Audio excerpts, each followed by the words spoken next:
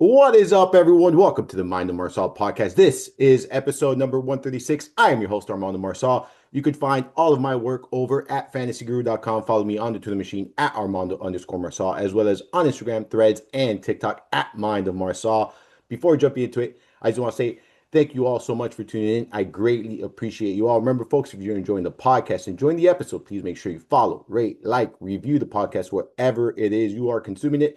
You can also find this show now on the YouTube channel there at Mind of Marsal. Make sure you're checking that out now. Each and every one of these podcasts is posted there, as well as other shorts, other videos, and all that good stuff.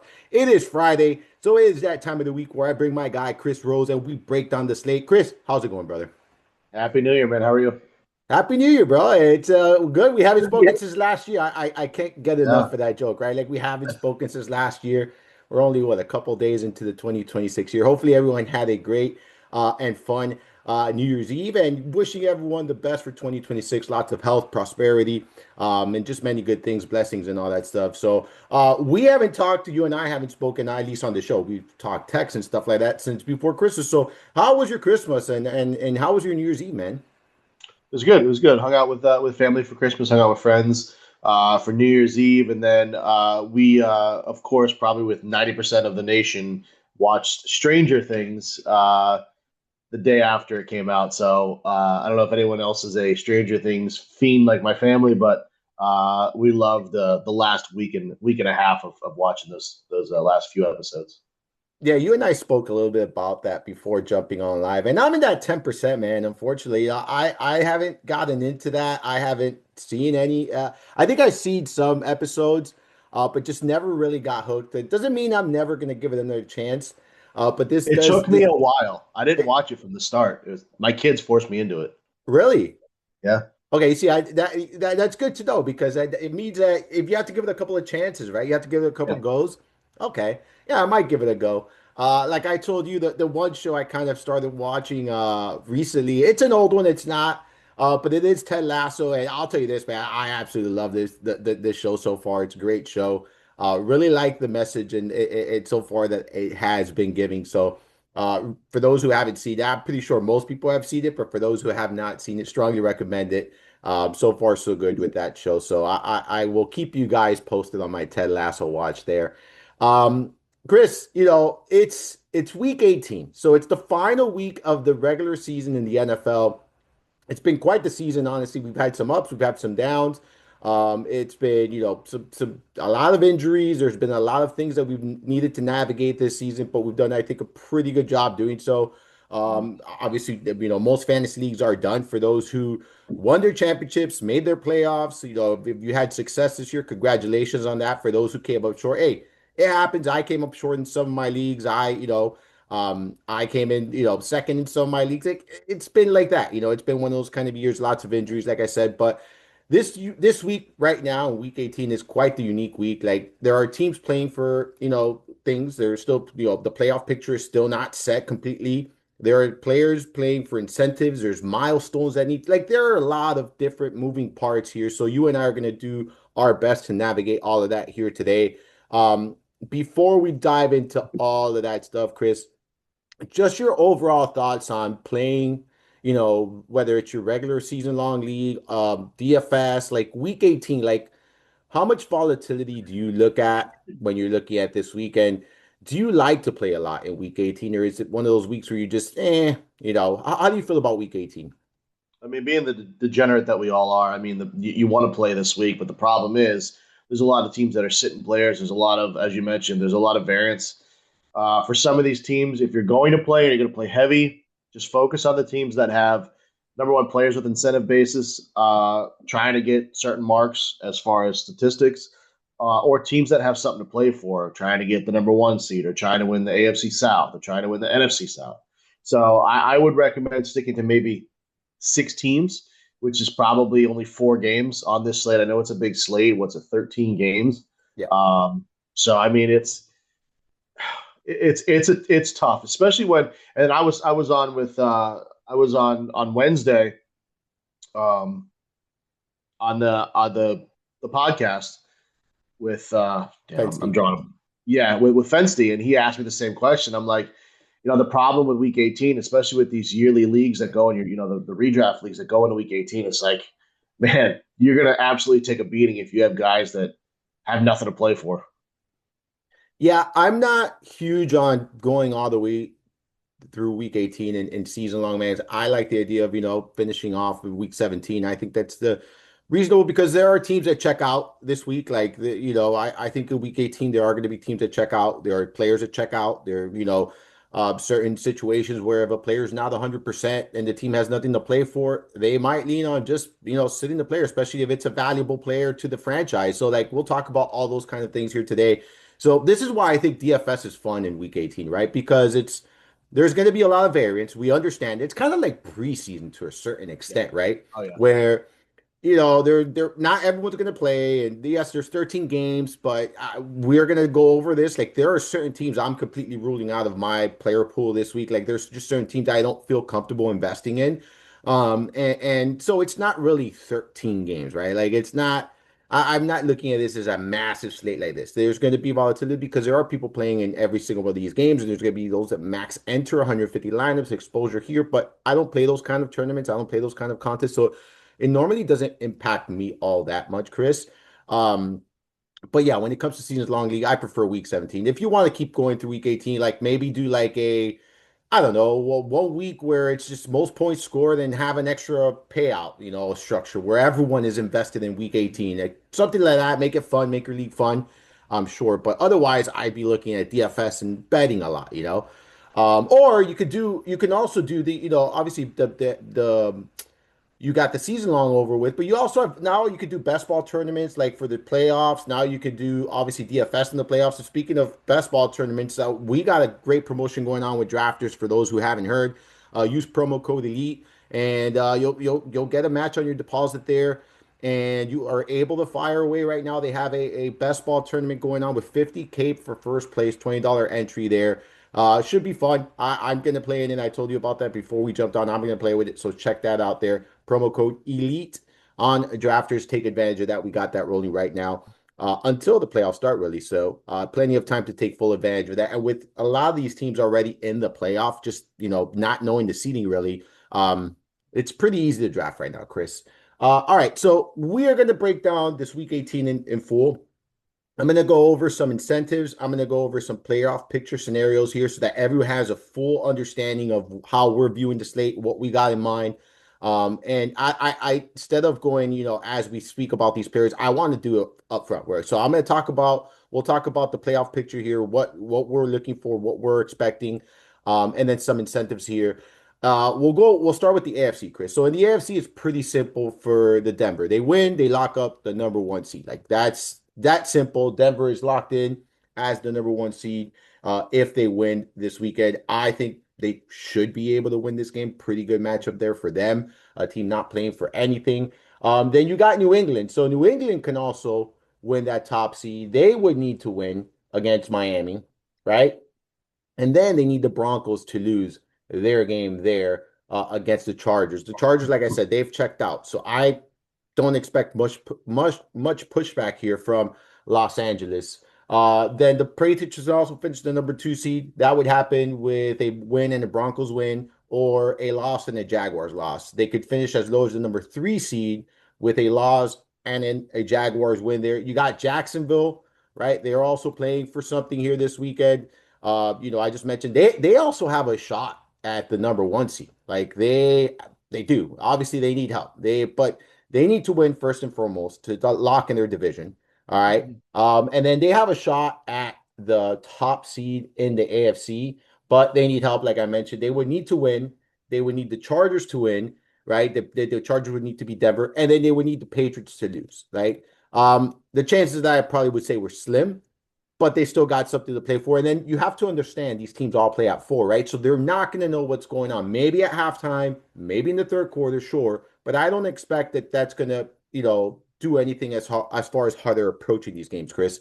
As far as Baltimore Steelers, it's very simple: win or go home, right? Like you win, you're going to lock in your division. You're going to lock in the fourth seed. You're playing the fifth seed.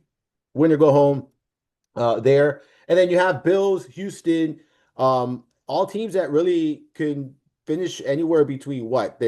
I mean, well, Houston could finish winning their division in the number 3 seed. They could finish as low as the number 6 seed. And you're looking at Buffalo, they're also in the hunt for what? The fifth, sixth, or seventh seed, really. So the Buffalo has locked in a wild card spot, but it's fifth or through seventh seed. So I don't know how much emphasis they're going to be placing this week as far as winning that division, Chris.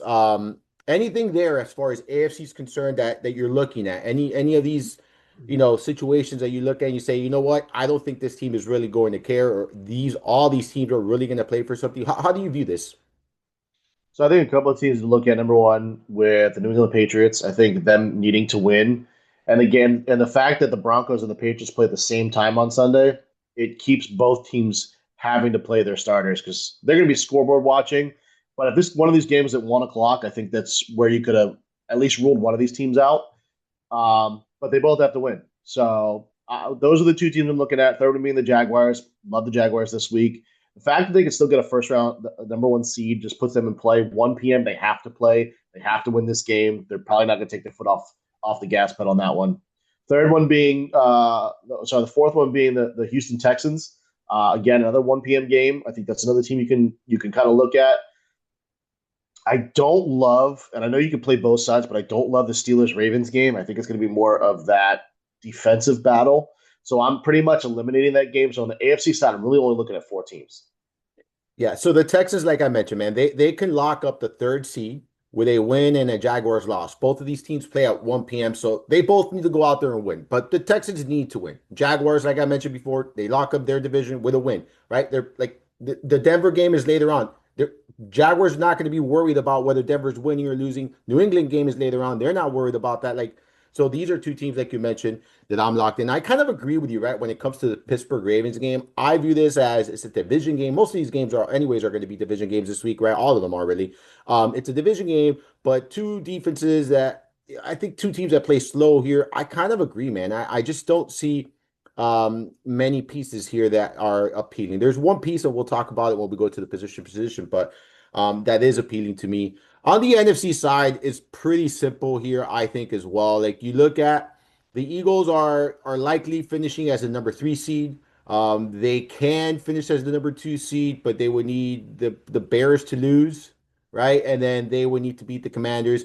This is one of those teams that we'll talk about, man, but I really don't trust this week at all. Like the Eagles are one of those teams that they are known to be bench their players. They're known to do these things. And with not much to play for, I'm not quite sure how much wiggle room these players are going to get as far as playing time is concerned. So I'm a bit concerned there when it comes to these guys. Chicago playing for the number 2 seed. They got to win. They got to beat Detroit for the number 2 seed. I think Detroit's not going to go down without a fight. That's one of those teams that don't have anything to play for that I'm very interested in this week because I don't think they're going to go down without putting up a big fight. It's just not Campbell's style there. So I expect them to come out and playing. Um, Packers, I mean, they don't got anything to play for. They're the number seed. They're the number 7 seed. They're locked in. The Panthers, the Bucks, they're not on the main slate, but two teams that are playing for their playoff life, right? Win or go home. Same scenario as it is in Pittsburgh and Baltimore. Win or go home. I like the Bucks in this game. They're not on the slate, but I do like the Bucks in this game. I think they win that game. The Seahawks, another team, and the 49ers, two other teams are not going to be on the main slate here, but two teams playing for a lot. So 49ers, they win, they get the number 1 seed. Seahawks win, they get the number 1 seed. These two teams can finish as low as the number 5 or 6 seed. So like a lot of implications here between these two. And then the Rams are just pretty much locked into a wild card spot. They could finish what the number 5th seed, the number 6 seed. Um, I don't think they go all the way down to 7, so it's 5th or 6th seed. Like this is another team that I'm kind of skeptical about this weekend. Kind of interested to hear your thoughts on. But any thoughts on these NFC situations, Chris? Yeah, I wish the San Francisco game was on the slate because I would have been all in on San Francisco. I Yes. love this spot for them. I told Fensty, I think my NFC team is the San Francisco 49ers. They're getting healthy at the right time. Kittle should be back this week, and they're hot right now. And Brock Purdy is playing at that MVP caliber again at the right time. So I wish that game was on, but that needs no here nor there. I think the Buccaneers game is a very interesting one. I love the Carolina side. I think Carolina actually goes out and wins this game. Um, And then there's a couple teams that I like. If Malik Willis plays, I kind of like Willis a little bit against the Vikings. I know they've been better defensively, but man, he has been so good stepping in for Love over his last like 6 appearances or something like that. He's been phenomenal. Definitely playing his way into a big paycheck and maybe even a starting position with some team. But there's not a lot on the NFC side that I really like. I think the game you want to focus on is that Panthers Buccaneers game, and then kind of focus on those 4 or 5 teams on the AFC side and kind of build around that. Yep. I agree with that right there. Let's look at some incentives, Chris. So we're gonna go. I'm gonna list some of the incentives. I'm not gonna hit milestones. There's a lot of milestones. We'll talk about milestones throughout the, as we go position by position. But I did want to point out some big incentives here. And we'll start off with Sam Darnold in that 49ers game right there. So he's like potentially $2 million in incentives this weekend, by the way. So he needs 150 passing yards for a 500K bonus there. He currently has 25 touchdowns, 28 for the season is what he needs. So he needs 3 there for another 500K bonus. He's currently at a 99.18 passer rating, needs 100 passer rating for another 500K bonus. All right. Jesus. Yes, 67.2% completion rate at this moment is where he's at. He needs a 67.5% completion rate for another 500K bonus. Like he's hovering around all of them here. So he could see an increase in pay here, bonus up to $2 million. I think there's at least 3 of those, so well within reach. The 3 touchdown one is the one that might be tough to come by this week, but it's not out of reach. So each and every one of these are within reach for sure. So there's a potential $2 million bonus there for Sam Darnold. I think this one's interesting because given, Jimmy Garoppolo could secure an extra $20,000 by playing 25% of the snap share. And then that he can get another 120,000 by playing 50% of the snaps this weekend. Tony Pollard, 66 rushing yards away from 250K bonus. Rico Dowdle, this one's fun. 7 total yards away from a $1 million bonus and 1 touchdown away from a 250K bonus. Nick Chubb, 94 rushing yards away from a $250,000 bonus. Saquon Barkley, 87 total yards from 250K. Stephon Diggs, 8 receptions for another 500K. He already has plenty of, he's already won some incentives already and some bonuses already, but 8 more receptions for an extra 500K and then 30 receiving yards for an additional 500K. Deebo Samuels, 93 receiving yards away from 200K. Marquise Brown, 1 touchdown away from 250K. Kareem Hunt, 31 total yards away from 125K. Keenan Allen, he's already earned 2.25 million in incentives, Chris. 6 receptions away from another 750K, 9 receiving yards away from 250K, and 2 touchdowns away from 250K. Juwan Jennings, he needs 35 offensive snaps to get a $1.6 million incentives, and he can make it two. Oh, I'm sorry. He can make it. He's already won 1.6 in incentives. I'm sorry. He can make it 2.4. So he's paying for 800K if he plays 35 offensive snaps. Kendrick Bourne, 49 receiving yards away from 250K, 8 receptions away from another 500K. Khalil Shakir, 1 receiving touchdown away from 150K. Hunter Henry, 5 receptions away from 250K. And then Dawson Knox needs 7 receiving yards for a 100K bonus. I don't know if I missed any there, Chris. I don't know if you have any other ones to add there, but that's what I have listed here. That's I think there's a crazy. lot of fun bonuses there, man. Sam Darnold, like, I feel like that Saturday I'm slate is rooting going for to be Darnold. I'm rooting for him, man. hell yeah. Hell yeah. We got to stack them on the Saturday only slate. We got to stack this entire game, Chris. I think Yeah. the Saturday slate is going to be a very fun 2-game slate. Like I do. I definitely am going to be invested in that slate. I think it's a fun one. And there's so many ways you could tackle it. So I'm definitely interested in that. All right, Chris. Oh, that's right. I forgot. I said play that Carolina game. I forgot that was on Saturday. Yeah. Damn it. I Damn it. know. That's why I'm saying it's a fun slate. You got two, like That's every right. game matters. Every game matters, and Yeah. then you have incentives to add to that. A lot of incentives. Yeah. You got Carolina. You got Seattle, San Francisco. Everyone has incentives here. So Yeah. I think it's fun. For the narratives. I think it's a fun slate there on Saturday, Chris. But let's dive into this week 18. You mentioned 13 games, Chris. And what we do is we go position by position. That's not gonna change this week. We're gonna go position by position once again. But before diving into it, and I said there's a few teams I'm probably staying away from. I know you're probably on the same boat. So let's talk about this week 18 slate. How do we tackle it, Chris? How do you tackle it? And then what are some teams that are just not going to make the cutting block for you right now? So I'm just tackling. I am playing most. So I'll go by game. So I was on Tyler Shuck, Chris Olave with that blood clot, I believe it is. Yeah. Takes me off Tyler Shuck. It takes me off the passing game. He was going to be a core play for me again this week. Big core play for us last week. I'm off that game. I'm pretty much off that game entirely.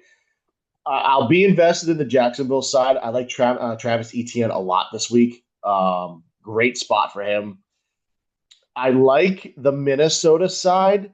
If Green Bay is going to sit guys full, like Justin Jefferson is 53 yards away from 1,000. You got to think they're going to pepper him with targets this week.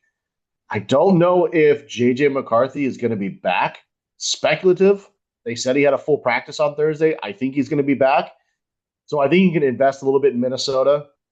I don't know why they want to win the game because it's going to hurt their draft chances, but I think you can invest it in Houston. I think the Giants with Dart and Wan'Dale Robinson have 14 targets last week. That's a good game to be invested in. And then I think Arizona, I'm going to go back to Michael Wilson with Marvin Harrison shut down for the rest of the year. I like him there. And then the last team that I'm going to be invested in is the Patriots. I think do we have any word on if Diggs is going to get any type of anything for that strangulation thing?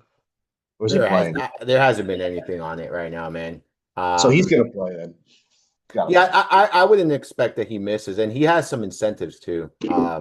I believe oh yeah, so yeah, he's in for several, like, he has 8 receptions for 5. He could get $1 million, in incentives this game. 8 receptions, 30 yards. I think, yeah, I haven't seen anything as far as him sitting. I would assume that this is not anything they handle right now. I would assume that this is something they handle later. Yeah. I would assume that though. I mean, definitely play. I think May's trying to win the MVP too. I think that another good game where even throws 3 touchdowns, it's locked up for him. I think it's locked up as it is. Oh, and they're playing for something at the end of the day, right? Like they're Yeah, playing for playing for number the one. top Yeah. seed. Like, yeah, they want to come out and kick the Dolphins' ass, bro. Of course they do. Shit, they are going to do it. Yep. Yeah, look, I think to kind of echo something that you said in Minnesota and with the Giants, right? Like, these are two young quarterbacks, and in Minnesota specifically, it's one that has struggled a lot this season, right? Like, why not try to end on a high note for your young quarterback, like, and build off of that for next season, right? Like, I feel like there's reason and motivation to finish strong in Minnesota. Like, yes, it's going to hurt their draft capital, but it also sets the tone for next season. Like the same thing with Dart, right? Like, this is a young quarterback. This season in New York hasn't been great. They obviously, they went through a head coach. They've dealt with injuries all across, like some significant injuries, big plays. Dart has been in and out of that lineup with injuries himself. Like, ending on a high note for some of these players are it's very good. Like, it could be very good. It's kind of a stepping stone for them. So that's something that come week 18, those are things I look for, right? Like teams in that are giving their young players opportunities, or teams in situations like this where what, they got young players. It hasn't been the best season, but a good way to end on a high note, right? Like, this is why, like, Detroit, I don't see a team like Detroit just because they're completely out of the playoff hunt. They're not playing for any. I don't see them just coming out and losing and not playing and not playing with energy, not playing with attitude. Like, absolutely not. I expect those people to come out and want to beat the shit out of Chicago, like, straight up. I really do. So I look at some of these teams and I'm like, just because they're not playing for anything doesn't mean they're not going to go out there and play. Now, there are other teams where, yeah, I mean, the Raiders have stopped playing football, like, since what, week 8, week 9, like they don't really care.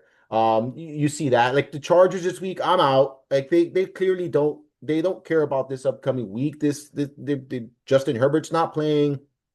I'm going to safely assume that they're going to have multiple other guys either play limited or sit out, of key players. So that's a team I'm out on. I mentioned the Eagles. I just don't trust them. This is a great matchup for the Eagles, right? They're playing Washington. Washington's defense is garbage. There's several players here in good spots. But I just don't trust it. Like I don't trust it, Chris. I don't trust them. I don't trust the Chargers. I don't trust the Rams. I'm out on that Kansas City Las Vegas game. Like just no interest there. For me, the Buffalo game is one I'm very concerned about. Like I have some plays there, but none of them are going to be core plays or building blocks for me. Um, I like your Michael Wilson call. They're not playing for anything, but we know that he's going to get peppered. And I think he's what is he at least is he less than 100 yards from 1,000 receiving yards if I'm not mistaken? Yeah, That's he's correct. not. So wait, yeah, he needs 93 receiving yards to hit that 1,000 receiving yard season, right? Like that'll be a big accomplishment for him. I think he's going to try very hard, and I think they're going to try to give it to him, right? I think that'll be fun, but there's just certain teams that I don't feel comfortable with, like I mentioned, man. Like Tennessee, I'm out. Indianapolis, I'm out. Cleveland, I'm out. Like that gives you a lot of teams and potentially games that I'm sitting out this week, Chris. So Yeah. I think it's a high variance week, and I'm going to be very choosy and selective on who I'm playing and who I'm investing my money in, right? So I'm going to try to avoid as much volatility as possible this week, Chris. With that said, let's jump into position by position. And like usual, we start at the quarterback position, man. So where are you at? I have one guy I'm locked in on. And then I got maybe a handful of guys that I am definitely interested in, but there's one guy I think I'm not fading this week. That Trevor Lawrence. You know it, buddy. It's Trevor Lawrence week over here in Miami. Yep. I'm going to be rooting for Trevor Lawrence. I mean, you look at the matchup, Chris. Tennessee, they rank 29th in pass DVOA. They're 15th in pass rush. They've given up the eighth most passing yards, a 68% completion rate, which is tied for the fourth highest in the NFL. They're tied for 10th most passing touchdowns allowed, the top 10 in fantasy points per game allowed to the position. When you look back at week 13, Trevor Lawrence scored 21.7 DK points against his defense, and that wasn't a blowout game. The Jaguars need to win. They play at 1 p.m. They don't know what's going to happen with the afternoon games. Their focus is on winning this game. Trevor Lawrence has been playing incredible football down the stretch. I think that continues here this week. I do like the matchup for ETN, but for me, this is a Trevor Lawrence week. I absolutely love him. For me, a building block, someone I think that I just can't fade this weekend, Chris. Any thoughts on him? And then talk to me about this quarterback position, because I do think there are several good options this week. Yeah, I mean, so Trevor Lawrence is probably my top play as well. Just a really good matchup, going for the number one seed over the AFC South. And Tennessee over the last 4 weeks has given up 24 fantasy points per game to quarterbacks. So you're looking at someone that's in a good spot that's going to be playing throughout the entire game, has something to play for. I think that he's someone that you really want to look at. As far as expensive guys, Drake May, as I mentioned, playing for that MVP, playing for the number one seed. I think he's in a smash spot. He is 7,100, so he is expensive, $700 more than Trevor Lawrence. So it's tough to get to him or even um, you know pay up for his price tag and try to pair him with somebody. Um, Other than that, probably not gonna play Josh Allen. There's really nothing to play for there. I think Joe Burrow's interesting, but just doesn't have a good history against Cleveland.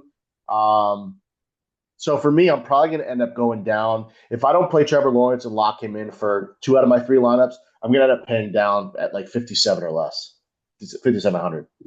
Yeah, I love the Drake May call, dude. Like, I absolutely love him in this spot. It's a good matchup. Miami's defense struggles through the air. They're 27th in pass DVOA. No team has allowed a higher completion rate than Miami, 72% completion rate this season. I definitely will have exposure to New England. I just don't know if it's going to be through Drake May, right? Like, at 7,100, I want a big game. I think he could definitely give you a big game. But I think that there's just as high of a ceiling for Trevor Lawrence in this spot as there is for Drake May in this spot. Both of them have blowout risk, right? Like they both have they're in a blowout risk potential. So like you mentioned, you're taking some salary savings here. Without question, Drake May is in a great spot though. Really love him this week. I have him noted as definitely someone to consider here. couldn't agree more with you, man. Like when it comes to Joe Burrow, like he's just been playing good football, but not the best of matchups here for him or even the game environment itself. So, um, I want to say like again, we go back to the Eagles. We don't trust the Eagles. If we knew 100% that Jalen Hurts was going to play every single snap, and give it a full go, like there's he'd be interested against Washington. But being that that's not the case, I'm not going there myself. But for those who don't care, for those who are running, let's say, 20 plus lineups, I definitely think Hurts is interesting in GPP settings, especially like millionaire maker, things like that, because he does have slate breaking potential. And this is one of the better matchups on the slate for any quarterback, really. Yeah. Um, but I agree with you. For me, it's I'm all in on Trevor Lawrence this week. Like I absolutely love him. If I'm going in a different direction, if I'm running multiple lineups, Drake May is definitely going to be in consideration. But I think I'm going to go with the lower tier quarterbacks as well, Chris.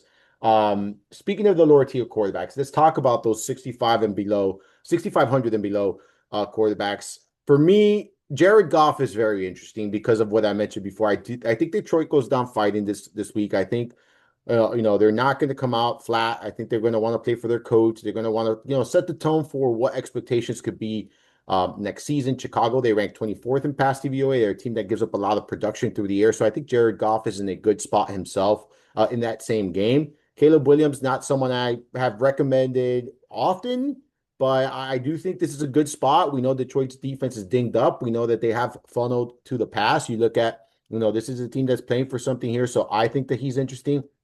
And then if I'm not playing Trevor Lawrence, the one guy I think I'm going to be playing this week, it's Jackson Dart. I absolutely love this spot for Jackson Dart. Dallas, they're 31st in pass DVOA. They've given up the most passing yards this season. They're tied for second highest completion rate at 69%. They've given up a league high 33 passing touchdowns, and they're giving up the most fantasy points per game to the position. Jackson Dart for me is 1B next to Trevor Lawrence being the 1A. Like those are my top two quarterbacks this week, the guys I'm feel most confident in. Any thoughts on any of these guys I just talked about, Chris? Yeah, I mean, I'm probably not going to get to anyone other than under the 6K guys. I get the spot on golf, just probably not going to get there. I love Dart, though. 32nd, as you mentioned, 32nd ranked pass defense, giving up a 67% completion rate. I'm sorry, 68.86% completion rate. Um, they've given up 24 or more DK points in two out of the last three. So I like the spot. They're not getting to the quarterback a lot. They're only getting 1.5 sacks per game. So I like this a lot for the Giants side. Going down from there, I had Tyler Shuck written up as I mentioned. I just can't get that. I mean, I think Kevin Austin, pairing him with Kevin Austin is an interesting play at his price tag. Kevin Austin being real cheap, 5 targets last week is interesting. But losing Chris Olave, I just wanted to play him with Olave just because they've been so much in sync. And I saw a video of them on the sideline, kind of mic'd up, and just the way that they talk to each other on the sideline, it is chemistry that's just going to continue to build for this Saints team. CJ Stroud, of course, in play, but I think JJ McCarthy at 5,200 at home.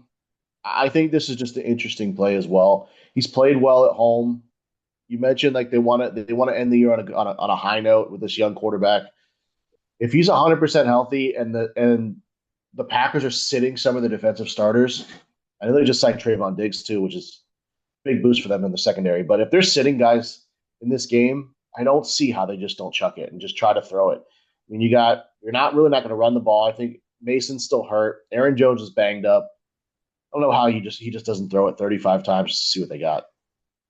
Yeah, I can get behind that call right there with JJ McCarthy. I agree with the fact that the Vikings could come out and just try to, let him play football, man. Let him get comfortable there. Like let him throw the football.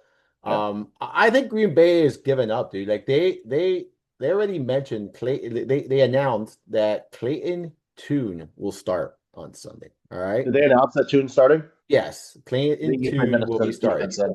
Huh? Play Minnesota's defense. Yeah. But so yeah, so I think they're gonna be like they're waving the wife. Like they have nothing to play for. Like this is a team that has battled injuries. Like, Love just cleared the concussion protocol. Malik Yeah. Willis is dinged up.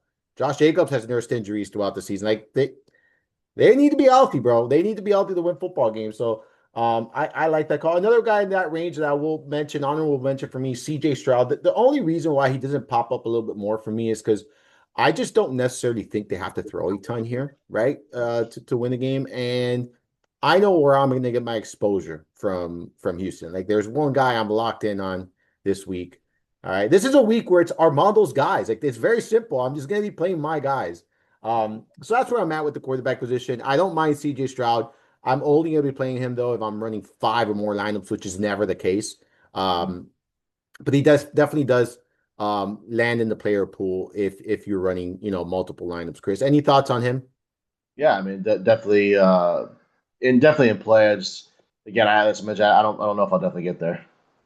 All right, let's dive into the running back position. And this position is very interesting to me. Bijan Robinson, the highest price running back, coming off of a just incredible performance where he ran over the Rams. He's been just like legit on fire lately. You look at the numbers, he's at least one touchdown and not rushing, at least one just touchdown overall in three straight games. He's topped 29 DK points in three straight games. Really good matchup here against New Orleans, a team that he ran well against back in week 12, averaging 5 yards a carry there. He also caught a pair of passes for 37 yards. So he didn't set the world on fire, didn't like the box score, none of that stuff because he scored just 14.7 DK points, didn't get in the end zone. But man, he's playing some really good football. I know he's expensive. I know this team has nothing to play for, dude. But man, I am without question interested in Bijan Robinson. In my opinion, he's the best running back on this slate. Like, I don't know if I'm going to get to him. I'm not saying he's a building block, but without question, he's the best. This is the best, one of the best spots in the game here. And he's just an incredible running back, Chris. Any thoughts on him? Are you able to get up to him this week? Yeah, especially if we're paying down a quarterback and some wide receivers, I think you can get to him. But I think game theory wise, after coming off that big game, I don't think they're going to run him all that much. I think it's going to be more of a Tyler Algier type game. I could be wrong, but I don't see how you go into this week 18 coming off a monster game and then with nothing to play for and go out there and just possibly get him hurt. Does he have incentives? I know it's 1,500 rushing yard incentive, I believe. Yeah, well, right now he's at 1445 rushing yards. So he does have that going for him. And then where is he at in the receiving? Let me see. So he has 810 receiving yards. Like Yeah, he could. he Yeah, could do he like could. a thousand, but that's a lot. You're talking about a buck 90, dude. That's tough for a receiver to do. Shit. Yeah, I don't see that, but maybe they could do like a 1500, 900. I think Yeah. that's, he does have 100 targets. He has 70. No, like I don't see much here. Besides the 1500 rushing yards. When you look at other running backs in this, let's look at 7K and above here on DraftKings. We got Travis Etienne, 7,100. Now I'm going to start from lower to bottom, working my way up to Bijan, which is 8,700. We got Travis Etienne, Saquon Barkley, Chase Brown, Jonathan Taylor, James Cook, Jameer Gibbs, and Devon Achane. Any of these running backs here in this range, Chris, looking appealing to you?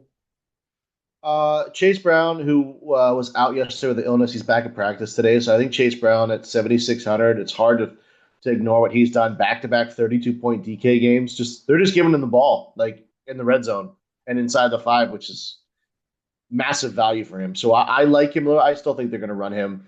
Um, Jonathan Taylor at 7,800. Tough matchup, but can play spoiler for Indianapolis. Interesting play. Probably not going to get to a 60% own. I see Jameer Gibbs at 60% ownership. That's what you're seeing. Jameer Gibbs at 60%. Yeah. I don't know how true that is. I have him at 20%. You think Well behind Bijan. Bijan is the highest owned on my end okay. at 42.29. So 40, yeah, 42. Okay. And then right behind him it is Jameer Gibbs. Honestly, man, I'm probably not going to pay up at running back. I see why. Because if I feel like everyone's on the same like thinking process as Detroit's not going down without a fight. Like they're not going to go down like giving up. Like they're going to go down swinging here, even if they have nothing to play for. And this is a slam dunk matchup. I don't know if I'm getting there myself. I'll be honest with you. If I pay up here, it might be Bijan. I don't know if I can get up to any of these guys right now. Yeah, I'm struggling. I think like the highest that I'm going, like I mentioned, is Chase Brown, Travis Etienne. Like I don't even think I'm going to go three running backs this week, which is the first time I think all year that I'm not going to go three running backs. I think it's just going to I'm going to stick with these two guys that I know that are going to get the ball. Yeah, I look, I absolutely love the Chase Brown call. I think this is a good spot. We know Cleveland's run defense is not what it looks like overall season on paper. It's been far worse as of late. So it's definitely a much better matchup. We know he's involved as a pass catcher as well. Bijan Robinson, I mentioned him. Jahmyr Gibbs, obviously in a great spot there against Chicago. The one that's very interesting to me, man, is James Cook. And I think you called him last week or the week before when he had that. Oh, it was the week before, right? Against the Browns when you called him there. Um, Coming off a bad game there against the Eagles. All right. It was just a poor performance, but he still had 20 rush attempts, right? The Bills still playing for seeding or whatnot. I don't know how much emphasis they're going to be placing on that. Something to keep an eye on. But if the Bills do announce that their starters are going to play and they're not going to be limited and they're not going to I think you got to give James Cook a very strong look here against the Jets. Jets defense is just trash. All right. He's going to be able to run wild against them there. So I think he's very much in play here in a game where they're favored heavily here. They're expected to win. You go back in week two. Let's not forget week two here. This is when the coming out party for James Cook came out with 132 rushing yards and a pair of touchdowns there. So very good performance the last time they faced each other. I like James Cook, man. I don't know if I'm getting, like I said, I don't know if I'm getting to any of these guys, but he, Robinson, and Chase Brown is how I would have them ranked the top three for me. Gibbs being a fourth, and I think they're all very strong. I do think that. Looking a little bit lower, Chris, RJ Harvey is standing out to me. Like it's like I really want to play RJ Harvey this week. He's facing off against the Chargers here. This is obviously a game where the Denver Broncos need to win to lock up the number one seed. We said this already. You look at the Chargers, they're 18th in rush DVOA. They're 23rd in tackling. They're giving up 4.4 yards per carry. They're tied for 11th most rushing touchdowns allowed to the position. You look at Harvey, man, he's getting the opportunities. Like you look last week, he had 14 attempts, 6 targets. The week before, it was 7 attempts, 5 targets. But he's getting involved in the passing game in addition to the rushing game. Like he has at least 4 targets in 4 of his last 5 games, has at least 17 rush attempts, or I'm sorry, 14 rush attempts in 3 of the last 4. So like the opportunities have been there for him. I really like the spot for Harvey. I think it's a good way to get exposure through Denver.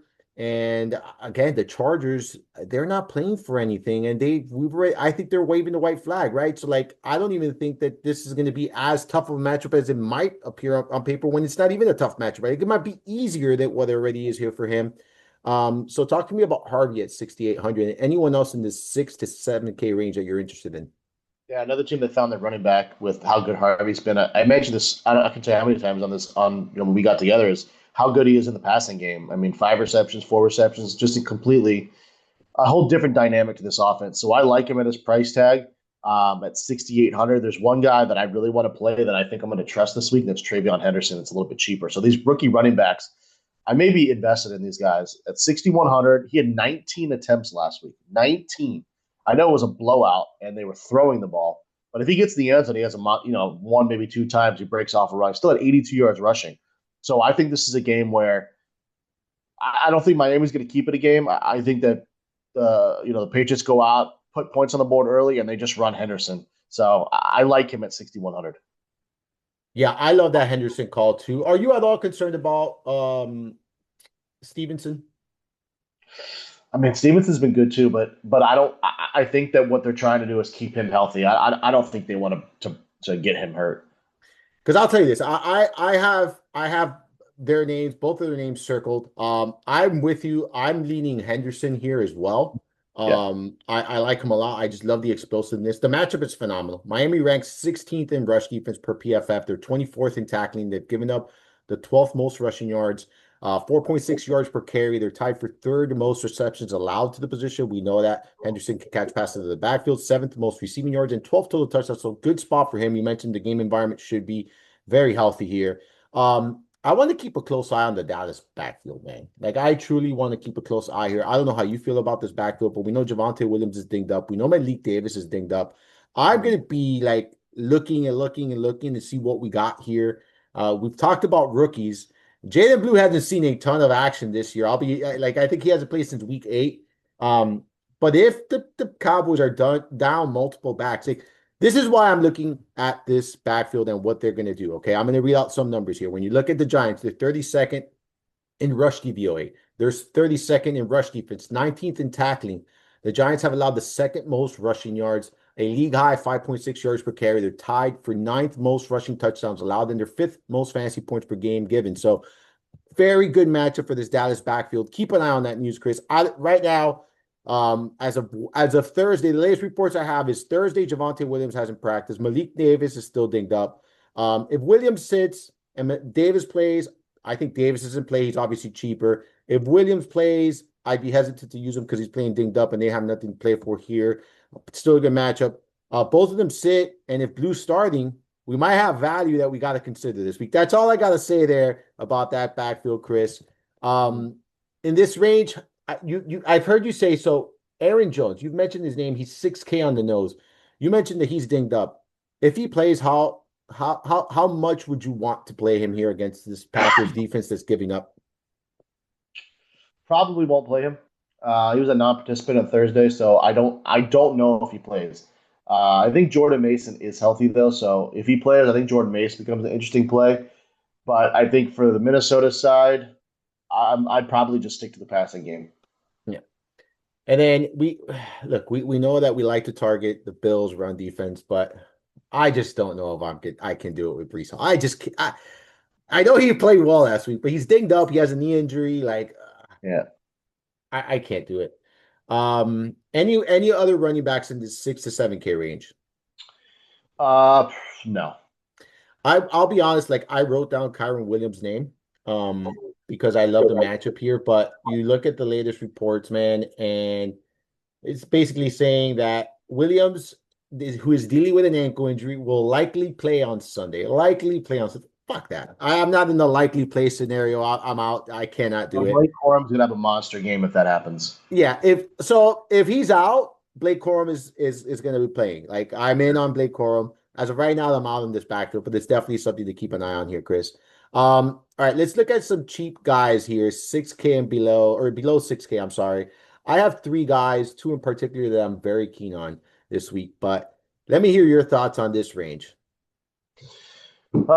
So I'm struggling in this range. I do like. I'm not going to talk to him because I know that's the guy you like. So I'm not going to talk about him. I think Ramondre Stevenson is a guy that we mentioned the Patriots. I don't know how much they really run him. Blake Corum was the guy that I have circled number one because if Kyra doesn't play, I know he didn't practice in on Thursday, but I do think he plays. So for me in this range, I'm either going Blake Corum or I'm going down to uh, that's probably just I don't want to go below 5K, so it's probably just going to be for me Blake Corum, depending on Yeah, news. yeah, I have. So look, I like DeAndre Swift at 5,900. I think he's very much in play this week. The two other guys though, that I like a lot here. One of them is I mentioned last week, right? He let me down, but I'm a sucker for punishment. I'm going to go right back to the well here, and that is Tyron Tracy Jr. You look at this matchup; it's a phenomenal matchup here against Dallas. They rank 30th in rush DVOA. They're 26th in rush defense, 24th in tackling. Dallas is allowing 4.7 yards per carry. They're tied for seventh most rushing touchdowns allowed to the position and the seventh most fantasy points per game allowed to the running back position. Just a slam dunk spot for Tyron Tracy Jr. Really like this spot for him.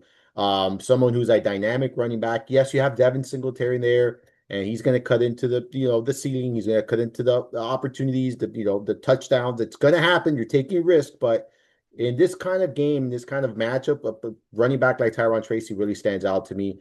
And then I didn't think I was gonna sit here and say this, man, but Audric Estime, like I am pretty interested. I said last week, there's no way in hell. All right, but look, if you're looking for some salary savings, especially now with this Olave news, right? Like I think Estime is interesting. Atlanta ranks 22nd in rush DVOA, 23rd in rush defense per PFF. They've given up the 10th most rushing yards. They're giving up 4.6 yards per carry. And they're giving up over 20 fantasy points per game on both sides here. You look at estimate coming off a pretty good game there. The usage has been there for him last week where he had 15 opportunities. I think this is another game when you look at the supporting cast here in New Orleans where he could walk into, 14 to 16 opportunities once again in a favorable matchup here, man. Count me in at 5K. Like, is he a building block? No. I think he's a good leverage play, man. So, any thoughts on any of these guys? Yeah, I mean it's with the Olave news. I think it does put Estimate in play. He looked good last week, especially in the receiving game too. So definitely in play. That's really. I mean, Tyrone Tracy, he killed me last week. I could have I had a know. monster lineup, but dude, he fucking that would hurt. That would hurt big time, especially with a Jackson Dart running the ball into has absolutely killed me. So um, I get the play at 5,500, really good spot as you mentioned. So those are really the two plays. I think David Montgomery's interesting too because I don't know if they're really going to, like I mentioned, I don't know how much Jameer Gibbs is going to play. I don't think they want to get him hurt. I think Montgomery. I think this is a contract year for him too, right? I think he's done after David this year. Montgomery? Yeah, I'm not sure. if it is, this could be his like one last hurrah going out against his former team. I will say this: keep a close eye on Josh Jacobs' news. That is very important. He's dinged up. They have nothing to Wilson play for. killed Minnesota this year. Correct. That's why he's another one like we didn't really talk about, but he's 5,500. If Jacobs is out, I would probably look at Wilson and view Yep. Wilson as maybe as close as a building block as there is to it, right? Like I don't know if I want to say that just yet because it all depends on who else is sitting and whatnot. But he is going to get a ton of volume, and he would be a very strong option, in my opinion, at 5,500 there. So, anything else at the running back position, Chris? No, I've got him. All right, let's go wide receivers here. And all the way up is Puka Nacua at 9K. Then you got Jamar Chase at 8,500. Then you got a big drop off there, 7,700 at Amon-Ra St. Brown, CD Lamb, George Pickens, 73, 7,200. Nico Collins, 7K, Chris. There's one guy here. You already know who it is. I think everyone that listens to this podcast knows who it is, but that's okay. I'm going to talk about him anyways. But anyone here in this particular range that stands out to you, Chris? This range probably. I don't know if I'm going to get to anyone here. That's the problem. I'm struggling to want to play. I want to play George Pickens here. I really want to play George Pickens. I just don't know if I'm going to get to any of these guys over 7K. Yeah, so I was before the Olave news. I'll tell you this: I was very much into Olave this week, man. Yes. I was He was very my bummed guy. out. Yeah, I was very bummed out about the news when I found that out, and you mentioned it when you mentioned Tyler Shook. But the other guy in this price range, man, and I agree with you 100% with George Pickens. Like George Pickens, I have him on my list of players. If I can get to him, try to fit him in, especially if I'm stacking up the Giants. Um, but it's Nico Collins, man. I absolutely love Nico Collins this week, man. The Colts ranked 28th in coverage against wide receivers. They've allowed the third, or I'm sorry, they've allowed the most receptions to opposing wide receivers this season. The second most receiving yards, a 64% catch rate, which is tied for ninth highest. They're top three in fantasy points per game allowed to the position on both sides. And over the last 6 games, they're giving up the 10th most fantasy points per game to outside receivers. So I'm giving you the overall season and the recent weeks. They're still get top 10 in production allowed to the receiver position. Nico Collins, man, has just been playing lights out. I get it. Like, you know what? They kind of phased him out last week. He didn't do much against the Raiders, but I'm not worried about this, man. I absolutely love this spot for him. You look at what he did against them in week what 13? 5 catches for 98 yards in that game, and he scored a touchdown there as well. I'm very much in on Collins here. I think that 7K he can outperform his salary by a wide margin. And this is a team playing for something. I said I wanted exposure to this offense, to the passing game. This is exactly how I'm going to get it, Chris. Really like him here. Are you going all the way up to Nakua, or is this not a week you could do that? Not paying up. Yeah, Too it's risky at it's 9K. it is very risky, man.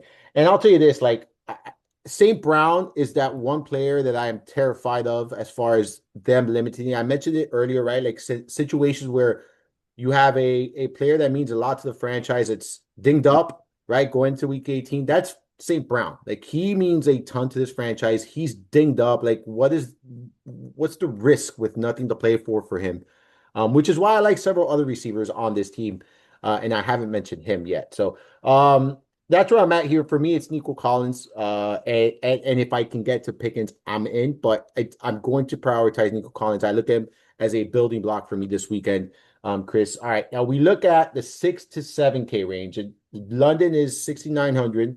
And then at 6K on the nose, we have T. Higgins. In between them, we got A.J. Brown, Jamison Williams, Michael Wilson, Devontae Adams, Stephon Diggs, and then Wan'Dale Robinson, Chris, he has been ruled out, by the way. He just, as we started recording this, I received the thing. So Wan'Dale Robinson has been ruled out. I think we can also make the same, for Devontae Adams. Don't expect him to play here. So when you look at this, where are you at here in this range? Yeah, so I am going to have Michael Wilson as a building block for me at 6,600. I just think he's going to continue to get peppered here in a game where it doesn't mean much, but I think it's just a game where he's just going to continue to take that wide receiver one role with even Marvin Harrison Jr. not being much of a target share guy since he's come back, but just a good spot for him. I think my core is going to end up being something like Wilson, Diggs, and probably Jefferson all in this range. Like I love this 58 to $6,600 range. Yeah, it's a very good range here, man. I could not agree more with you. You Add mentioned it. Cortland Sutton in there too. Yeah, yeah. I agree. Like I'll be honest with you. Wan'Dale Robinson was one of my favorite options before this news of him being out here. Yeah, Um, that killed re him. really good matchup there for him. Uh, I like Cortland Sutton, like you mentioned. I like Jamison Williams a lot here in this matchup against Chicago at 6,700. I don't think a lot of people are going to be playing him. We know that Chicago struggles through the year, so this is a good spot for him, a team that I said I think they're going to be playing. Stephon Diggs really stands out to me here, though. I'll be honest. Miami ranks 25th in coverage. They're 25th in DVOA against opposing wide receiver ones. They're tied for the third highest catch rate at 68%, tied for the sixth most receiving touchdowns allowed to the position. Right? They don't give a ton of yardage. They don't give but this is a good spot for Stephon Diggs, who has some incentives to play for. New England's still playing for the top seed here in the AFC, like we've mentioned numerous times in the podcast. So I'm very much in on Diggs here, man. Like I like it a lot. You mentioned who Cortland Sutton. I'm with you. Michael Wilson, I cannot echo it anymore. Like with Harrison off the field, Michael Wilson sees upwards of 10 targets. Like that's just the way it's been. Like that's the way it's been, and that's the way it's going to continue to be here. I think so I like him a lot here, Michael Wilson. Very good. And this is why, like, I don't see myself spending up at running back because this is the kind of range where I'm looking at. And if you try to get three or four of these guys, it's going to occupy a lot of that salary, right? So you need relief somewhere, which is what I'm getting from that running back position when we're looking at some of these, running backs are below that 6K range at, 5,500 range. So, anything else here in this range, Chris? No, I have nothing. All right, let's move on a little bit below. We'll go below the 6K range. You mentioned Justin Jefferson already. All right. I absolutely love, and I guess the big question for everyone this weekend is going to be who do you pair up Trevor Lawrence with? Is it going to be Brian Thomas? Is it going to be Jacoby Myers? Is it going to be Brenton Strange, Parker Washington? They could pair him up with a So lot hard. of guys, right? Yeah. Well, I got you guys. This is what I'm here for. All right. I'm going to prioritize Jacoby Myers myself. All right. But I do think Brian Thomas is very much in play as well. So it's Jacoby Myers number one, Brian Thomas number two. Then it's going to be Brenton Strange number three. Like that would be the way I rank him. Washington be number four. I'm going to prioritize Myers. And I might, depending on how I end up with my lineup, end up with both Myers and Thomas Jr. in my lineup. But Myers is my guy. I'm going to give you some numbers here, Chris.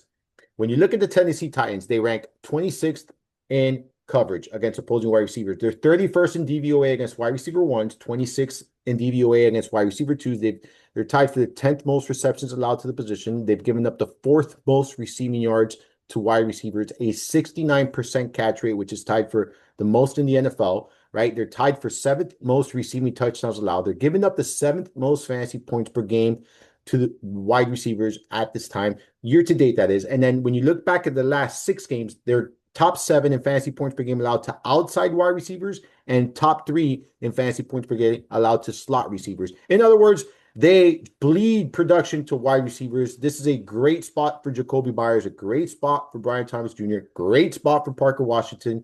You can stack these guys. Anyway, I gave you the order I'm in, but I absolutely love these wideouts here in Jacksonville, Chris. Another guy in this price range that really stands out to me is DJ Moore. Someone who's been playing, better as of late. I know he's coming off a poor performance against San Francisco, but before that, scoring 3 touchdowns in the 2 games before that, with against Green Bay, against Cleveland. Someone who's seeing more opportunities there with the injuries to these, pass catchers in Chicago. I think he, at his price point, 5,500, is very, very interesting. Detroit struggles through the air. They're, missing some players in the secondary and their defense. So I think this is a good spot for him. Any thoughts on any of these guys?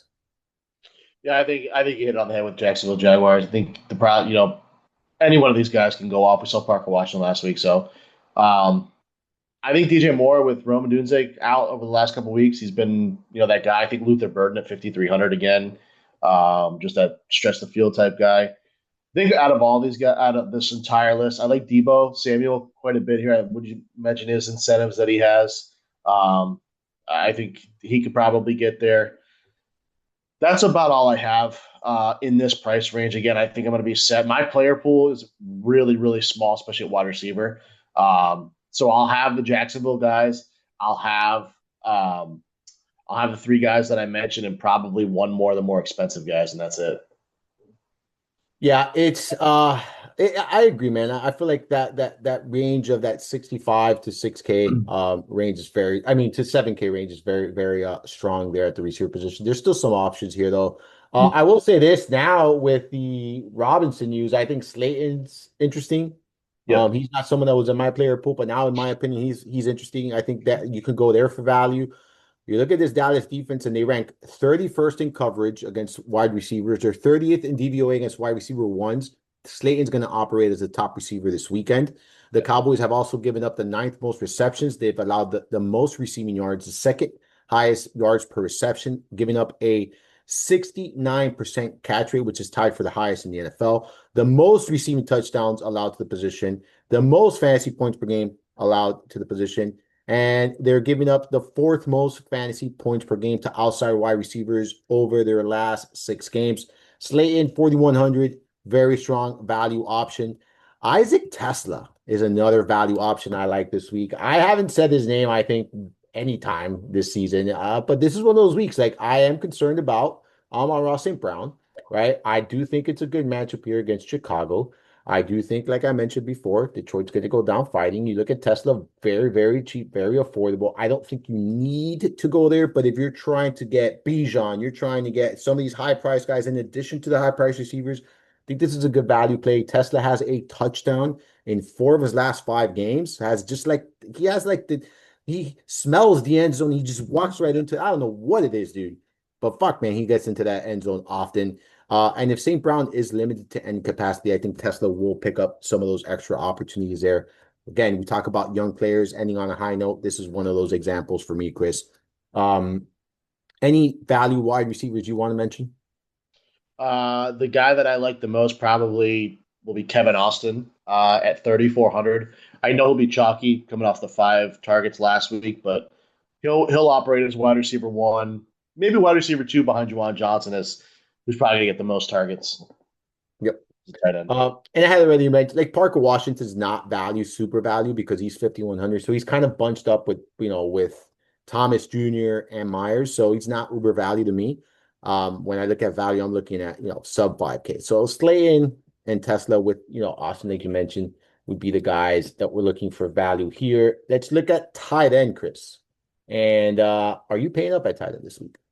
Probably not because I haven't all year, so I'm probably not going to pay up for McBride at 7,500.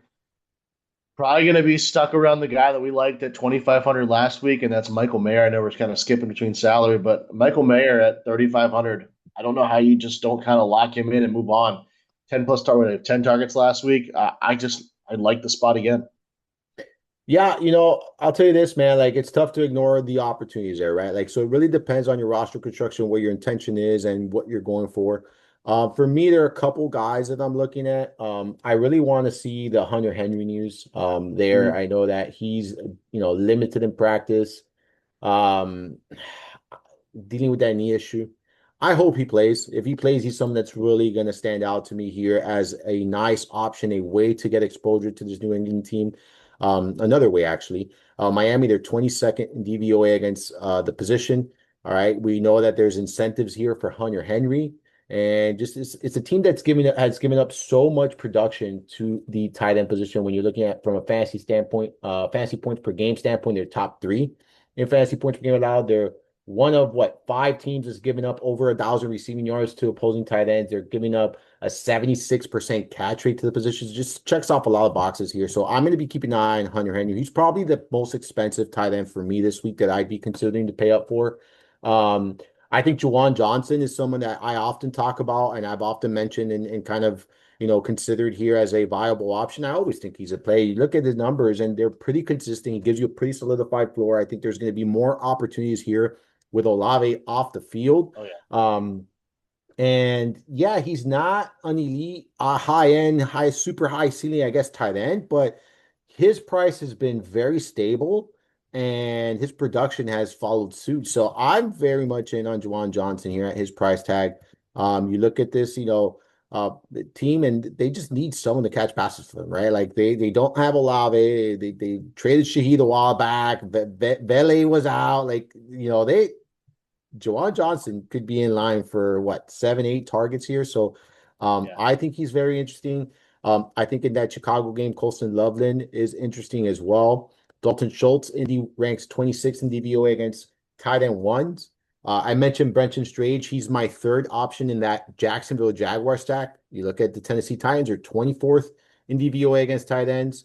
And then now Theo Johnson is someone I had highlighted. I think now with Wando Robinson out, he's even more appealing for me this week, Chris. Like Dallas is another team that you could, slash Mhm. through the air. So I think there's a lot of options here. And I guess I would say this, if I'm paying up, it's going to be Hunter Henry and Juwan Johnson are two guys that I'm really looking at upwards of 4K.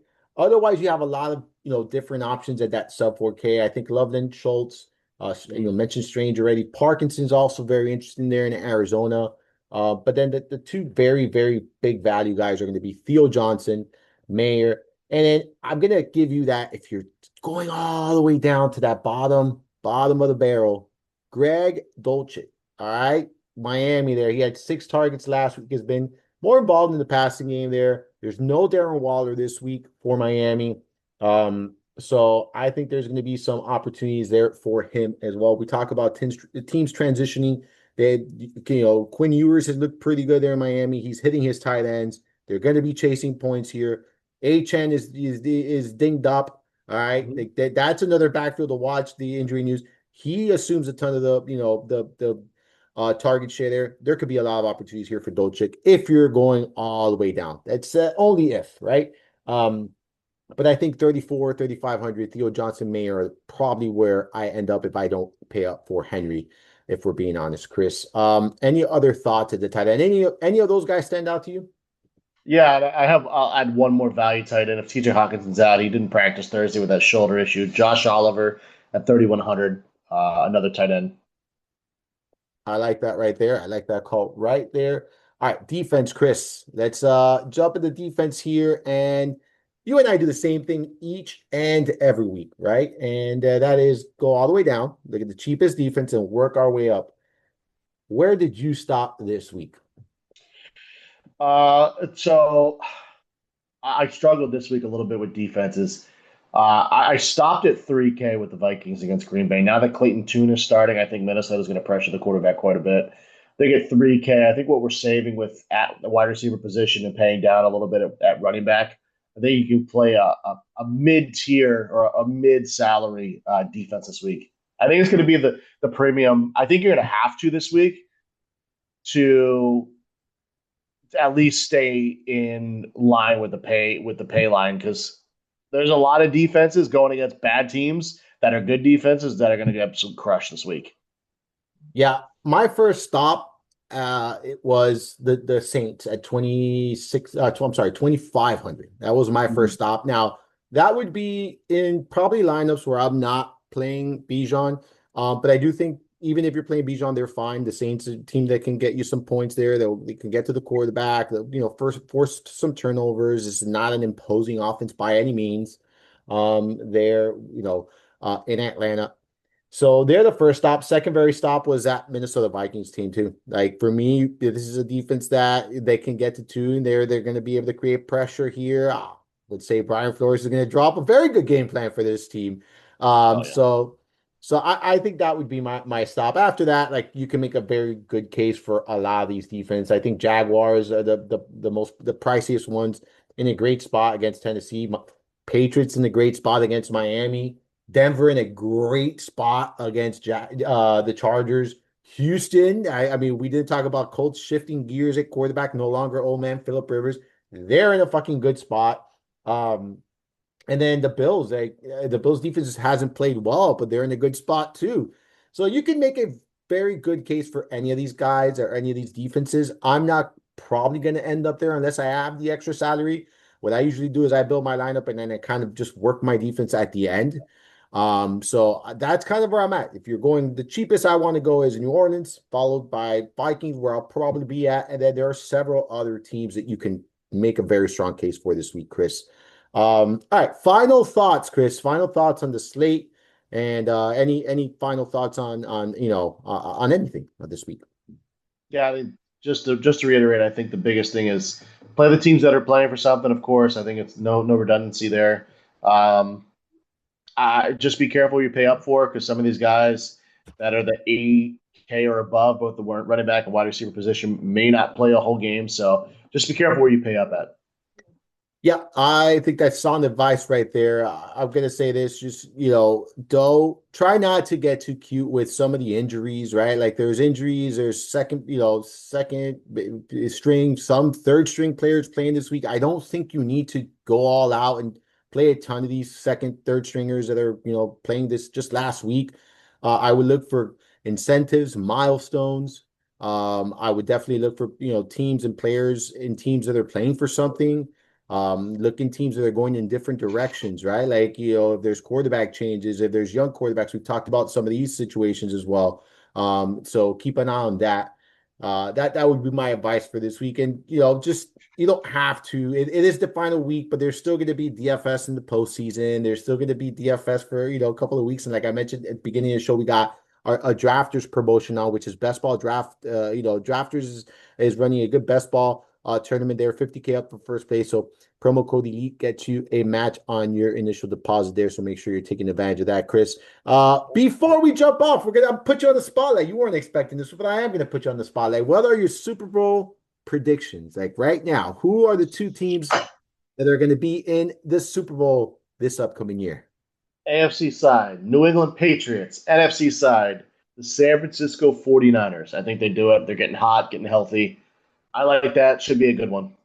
Up until a couple of weeks ago, I was thinking the Rams and the Patriots, right? Like I think for me in the AFC, the Patriots are the best team. In my opinion, they're the best team in the AFC. They're playing at a very high level. I think no one talks enough about how well they're coached. Mike Vrabel is a phenomenal coach, and I don't think that people are paying attention to that really. They're seeing a young quarterback. They're seeing a young team. This is a team that was really bad a couple of years ago. Look, they got the pieces they needed, they got the coaching they needed, and they've turned it around. I think they're the real deal. In my opinion, they're the best team in the AFC East. They're the best team in the AFC right now. So I think it's going to be New England. But I'm with you, man. I've changed my tune in the NFC, man. I think San Francisco's playing some really good football. I think this weekend we're going to see a statement game out of them and see against the Seahawks in a meaningful game, right? And I think that that's going to be a big leap into the playoffs for them, right? I think they win that game and they're going to, obviously they lock in that first round bye. They get to get healthy, fully healthy. They're just playing very well. This is another team that's very well coached, right? Kyle Shanahan just continues to show how good of a coach he is, dealing with injuries, putting players in positions to succeed consistently. Like I am rooting for both of these teams for many reasons. I'm a big fan of Brock Purdy, big fan of Jake May. So I'm with you, Chris. I think it's going to be San Francisco versus the New England Patriots. And you know who's going to win that game, right? Who's that? Who do you think? San Francisco will win that game. That's him. I think San Francisco will win that game. But I do think it's going to set the tone for New England's future here in a good way, right? Because they're going to, I think that's a team that's going to be competing at a very high level for years to come with Drake May under center. So, but I'll say this: I am very excited for the postseason this year because there's a lot of young quarterbacks, right? A lot of opportunities here. We're not going to see Patrick Mahomes, right, for the first time in a while. Yep. So, we definitely want him back next year, healthy, all right, a good recovery there and back in action. So, I'm definitely pumped, Chris. Any final thoughts on anything as far as what you got cooking and any of that stuff, and where they can follow you on social media? Yeah, I mean, we got I have the GPP article coming out Saturday. We got our live stream coming out 12 Eastern on Sunday. Find me on Twitter at Chris underscore R1212. I don't really post all that much at Twitter. I should be starting. I'm going to start. That's my New Year's resolution too, to start posting more on Twitter. But other than football, man, we got the playoffs and then we got baseball coming up soon, which is really exciting. Yes, sir. Make sure you check out all of Chris's work there at fantasyguru.com. A little bit involved in everything. He's college football, NFL. At times you might see him in the NBA action, and MLB action. So make sure you're checking all of his work there at fantasyguru.com. You can also find all of my work at fantasyguru.com as well. You can follow me on the Twitter machine at Armando underscore Marsal, as well as on Instagram, Threads, and TikTok at Armando Marsal. I will be on Sunday with you, Chris, at noon Eastern time there at fantasyguru.com. We will once again break down the slate. By then, we should have far more news than we had during this recording. And we'll once again go game by game there like we do each and every Sunday, breaking it all down for you guys. For the gate, Chris Rose, I'm Armando Marsal. Thank you all for tuning in. Hopefully you enjoyed this week's journey through the mind of Marsal. Until next time.